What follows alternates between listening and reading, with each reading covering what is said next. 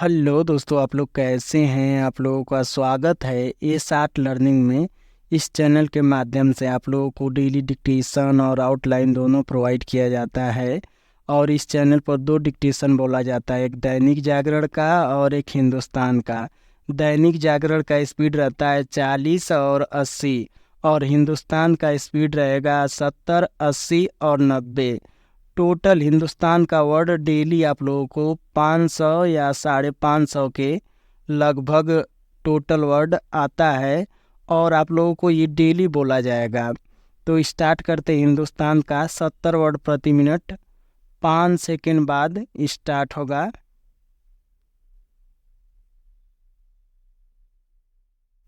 Start. Karnataka में निजी क्षेत्र में स्थानीय लोगों को आरक्षण देने की कवायद पर जहां खुशी का इजहार किया जा रहा है, वहीं इसके विरोधी भी कम नहीं हैं। राज्य के मुख्यमंत्री सिद्धारमैया ने तो एक्स पर आधिकारिक रूप से एक संदेश भी पोस्ट कर दिया था। संदेश बहुत स्पष्ट था कि कर्नाटक में सी और डी ग्रेड की तमाम निजी नौकरियों में स्थानीय लोगों को 100% आरक्षण मिलेगा। यह खबर जंगल में आग की तरह फैली और मुख्यमंत्री ने अपनी पोस्ट हटा ली।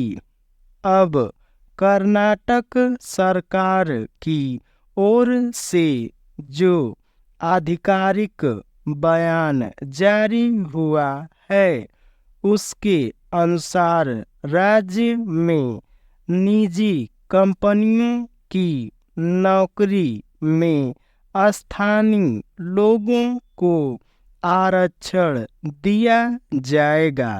यह आरक्षण गैर प्रबंधन भूमिकाओं के लिए 70% और प्रबंधन स्तर के पदों के लिए 50% है। दरअसल कर्नाटक तेजी से उभरता हुआ राज्य है और बड़ी संख्या में यहाँ आईटी कंपनियां सक्रिय हैं, जिनमें बड़ी संख्या में अन्य राज्यों के लोग काम कर रहे हैं।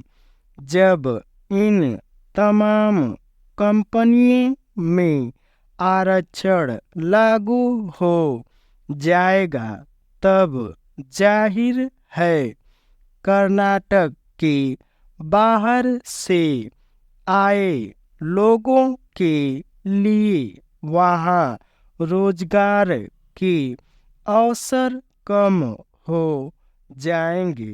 कर्नाटक का यह फैसला स्थानीय रूप से भले ही वहाँ की राजनीति को पसंद आए, पर यदि अपेक्षाकृत रूप से विकसित हर राज्य ऐसे ही आरक्षण का सहारा लेने लगे, तो उन राज्यों का क्या होगा जो पिछड़े हुए हैं और जहां जरूरत के हिसाब से बहुत कम रोजगार उपलब्ध है। मुख्यमंत्री ने यह भी घोषणा की थी कि हमारी सरकार की आकांक्षा है कि कन्नड़ भूमि में किसी भी कन्नड़ को नौकरी से वंचित नहीं किया जाना चाहिए ताकि वे शांतिपूर्ण जीवन जी सकें। हमारी सरकार कन्नड़ समर्थक है। वास्तव में कर्नाटक राज्य अपने इस मकसद को पूरा करने के लिए कानून बनाने जा रहा है और इस विधेयक की समीक्षा अवश्य होनी चाहिए। स्थानीय लोगों को खुश करने के लिए अगर यह आदर्श विधेयक है तो क्यों न हरेक राज्य इस लागू करे। हालांकि इसमें उन राज्यों को बहुत नुकसान होगा जहां निजी नौकरियां कम हैं।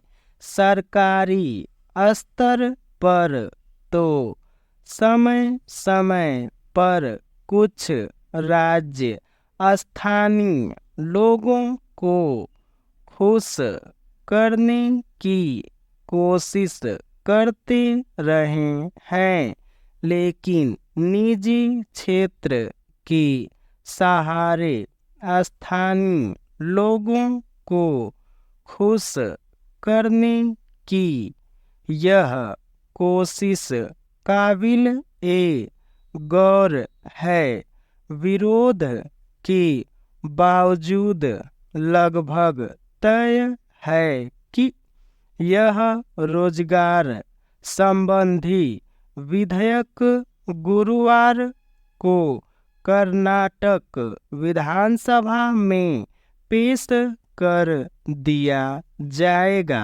दरअसल यह मामला केवल स्थानीय राजनीति से नहीं बल्कि भाषा की राजनीति से भी जुड़ा है। कर्नाटक सरकार यह कोशिश कर रही है कि राज्य में नौकरी के लिए कन्नड़ ज्ञान को अनिवार्य बना दिया जाए। वैसे राज्य के ही कई उद्यमियों ने इस कदम पर आपत्ति जताते हुए इसे भेदभावपूर्ण करार दिया है और आशंका जताई जा रही है कि इससे तकनीकी उद्योग को नुकसान हो सकता है। इस फैसले को फासीवादी और असंवैधानिक भी कहा जा रहा है। एक आशंका यह भी है कि निजी क्षेत्र की नौकरियों में भी सरकारी अधिकारियों का दखल बढ़ जाएगा। इससे सेवाओं की गुणवत्ता और कर्नाटक की अर्थव्यवस्था पर असर पड़ेगा। वैसे सरकार रोजगार के अभाव में ही यह कदम उठा रही है। दरअसल आज न सिर्फ कर्नाटक बल्कि देश के तमाम राज्यों में बड़े पैमाने पर रोजगार सृजन की जरूरत है और यह प्रस्तावित विधेयक इसी ओर इशारा कर रहा है। ये डिक्टेशन 70 वर्ड प्रति मिनट समाप्त हुआ। अब स्टार्ट होगा 80 वर्ड प्रति मिनट 5 सेकेंड बाद। स्टार्ट।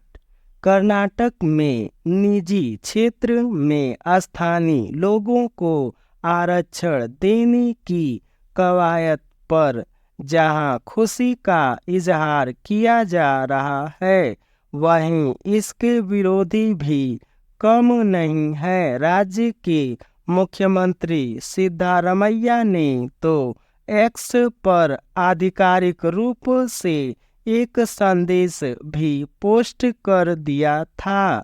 संदेश बहुत स्पष्ट था कि कर्नाटक में सी और डी ग्रेड की तमाम निजी नौकरियों में स्थानीय लोगों को 100% आरक्षण मिलेगा। यह खबर जंगल में आग की तरह फैली और मुख्यमंत्री ने अपनी पोस्ट हटा ली। अब कर्नाटक सरकार की ओर से जो आधिकारिक बयान जारी हुआ है, उसके अनुसार राज्य में निजी कंपनियों की नौकरी में स्थानीय लोगों को आरक्षण दिया जाएगा। यह आरक्षण गैर प्रबंधन भूमिकाओं के लिए 70% और प्रबंधन स्तर के पदों के लिए 50% है। दरअसल कर्नाटक तेजी से उभरता हुआ राज्य है और बड़ी संख्या में यहाँ आईटी कंपनियां सक्रिय हैं, जिनमें बड़ी संख्या में अन्य राज्यों के लोग काम कर रहे हैं।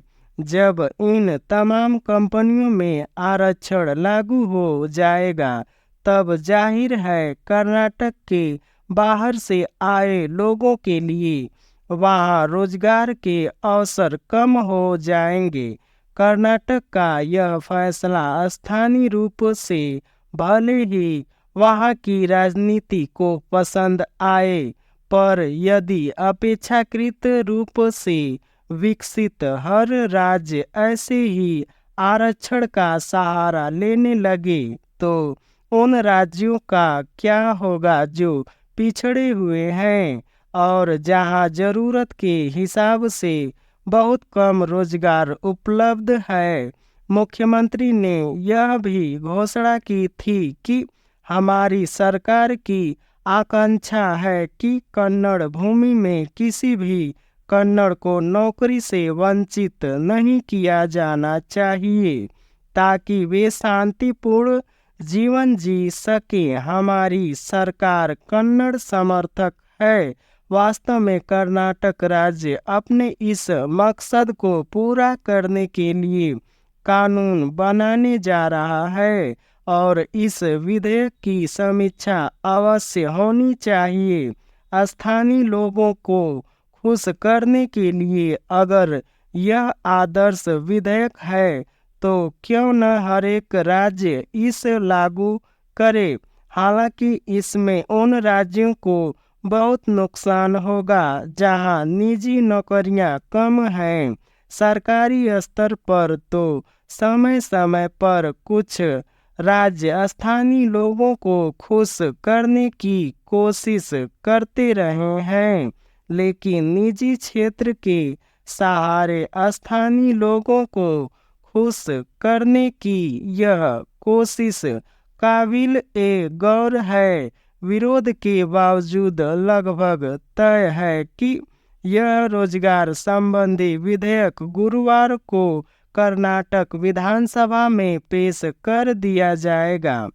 दरअसल यह मामला केवल स्थानीय राजनीति से नहीं, बल्कि भाषा की राजनीति से भी जुड़ा है। कर्नाटक सरकार यह कोशिश कर रही है कि राज्य में नौकरी के लिए कन्नड़ ज्ञान को अनिवार्य बना दिया जाए। वैसे राज्य के ही कई उद्यमियों ने इस कदम पर आपत्ति जताते हुए इसे भेदभावपूर्ण करार दिया है और आशंका जताई जा रही है कि इससे तकनीकी उद्योग को नुकसान हो सकता है।